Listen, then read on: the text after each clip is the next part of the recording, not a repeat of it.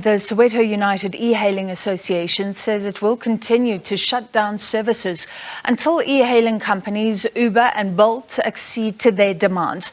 The association has asked its members to turn off their applications today. They want the companies to drop commission fees from 25 to 15% and to invest in driver associations and safety concerns. Several e-hailing vehicles were torched in recent months, and drivers are demanding that the companies and government address all their concerns. SABC's news reporter Mbalentle Mtetwa has more.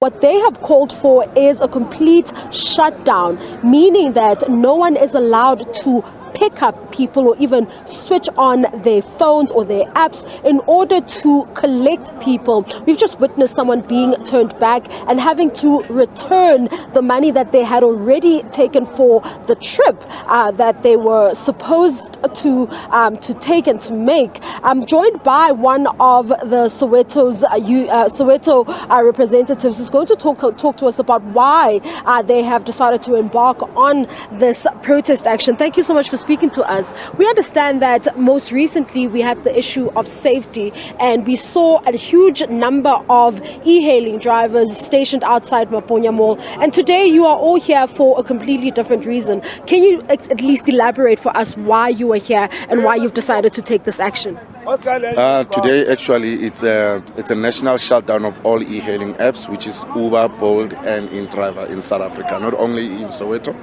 And this is not our strike as Soweto United Association, but it's a collective of drivers that ask us to partake in the strike.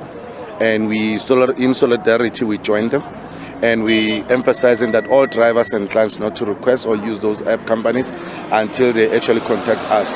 But moreover, we are calling upon the government and the presidency to actually intervene in this matter, so that we can find an amicable solution while they're still having to put legislation into this industry. Now, what are your demands? I mean, surely after embarking on a nationwide shutdown, there are some demands that you would like the different service providers to then meet. The thing that is happening, our demands is at the present moment as we speak, all the e-hailing companies, they're taking 25% commission plus 6% request commission from a client, but that money total is taken from the right amount.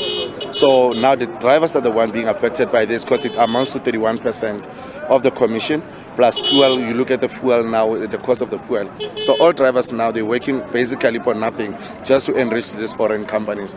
Now we say no, it must come to a stop, and they must lower their commission fee to 15%.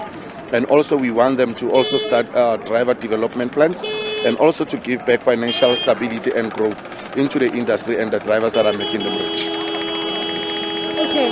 Now, we understand that, that you've seen or you've also witnessed some of the cars being turned back, right? We know that safety is also a huge issue in this industry. What would you like to see these companies doing in order to protect and safeguard, Uber drivers? It is unfortunate that we will have those certain drivers who just on the industry not understanding other cry of other drivers, and we all not understanding things the same way. But one thing, we all belong to the same industry, and solidarity is the main important thing. I urge all those drivers not to work, switch off their apps. If they don't want to join the drivers on the road, they must just remain at home, wash their cars, do something. And we mostly urge clients, because if the clients don't request, actually nobody will switch on their machines. So we ask the clients also to be in solidarity with us. Okay. And now when it comes to safety, the issue of safety, what would you like to see what would you want, what sort of safety measures would you like to see the e-hailing services providing for you? We'd like the app companies to actually provide a live location plan on the client's request app, and also have a facial recognition intelligence on the app, that every driver who goes and collects the client, we must be able to know who's actually we are picking up, if it's a guy or a woman or whatsoever.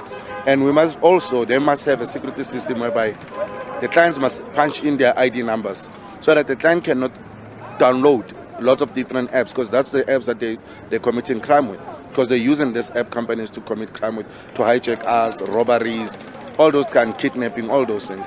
So if someone punches their ID on their system, it will restrict them from having different apps at given time. Thank you so much for speaking to us.